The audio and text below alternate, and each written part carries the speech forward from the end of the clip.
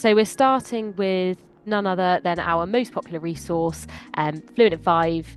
I'm sure there's lots of teachers on the call now who already use this. I know when I'm speaking to schools, they often know us because of Fluent in 5 and is the one that they're most familiar with. So, Hannah, what is it and why is it so popular? Fluent 5 is a fantastic resource, in my opinion. You'll probably hear that a lot, but I really do think that all of our resources are fantastic. So, Fluent in 5 is for years 1 to 6. It is our arithmetic resource. If you have used it before, you can see from the picture on the screen that it has had a bit of a facelift, a bit of an update. One of the major things that we've done in the update is that we have added an editable PowerPoint for every single year group, and we have also got a SAT style, test style PDF for every single year group, which is really good because it then gives you the option of how you want to present it to your class, to your pupils. What we've done to try and make arithmetic a bit more accessible and progressive throughout the years is we have tried to add a bit of support to help your pupils. So for Key Stage 1, years 1 and 2, on the PowerPoints, we have included some concrete manipulatives or some prompts to help your pupils think about what they could use to solve this problem. They're just suggestions. You can get the manipulatives out yourself. You can offer them a range so that they can try and solve these problems themselves. As we then move into year 3 and 4, we have taken away the images of the manipulatives on the screen. Obviously, you know your class best. If they need to use those, they need to use those, not a problem.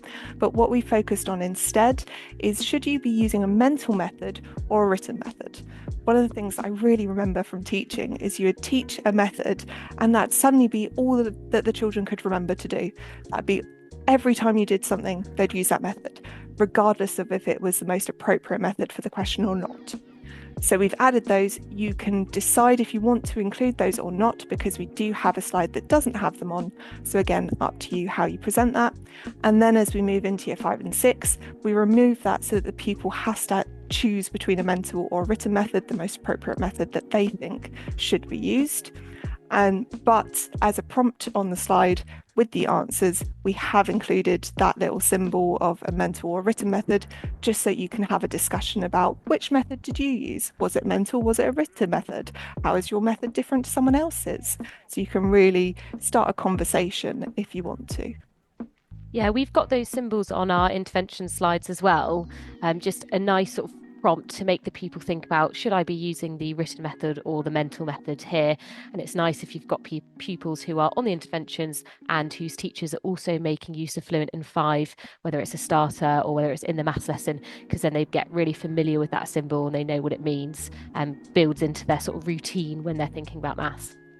Um, and Hannah, I was going to ask, so when I'm speaking with teachers about Fluent in 5, they often tell me that they use this as a starter activity. I think that's a really common way to make use of it. Are there any other ways that teachers tend to make use of it, or anything you can recommend outside of a starter activity?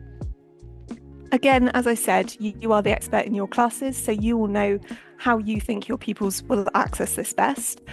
One of the things that I really love that we've done, because of the editable PowerPoint, you can use this in a lot of different ways. You can use it as a settling activity as they come in at the beginning of the day. Children know they unpack their bags, they put everything out, they sit and do Fluent in 5. You could use it at the start of a lesson, as you say, again, a settling activity after lunch, or if you want to take some of these questions and put them in throughout your day at any point, you can do that with the editable PowerPoint now. So it's just about getting that regular fluency practice, that regular arithmetic practice, so that they can be exposed to this all throughout the week that they have. Yeah, really invaluable skill, isn't it? Having good fluency.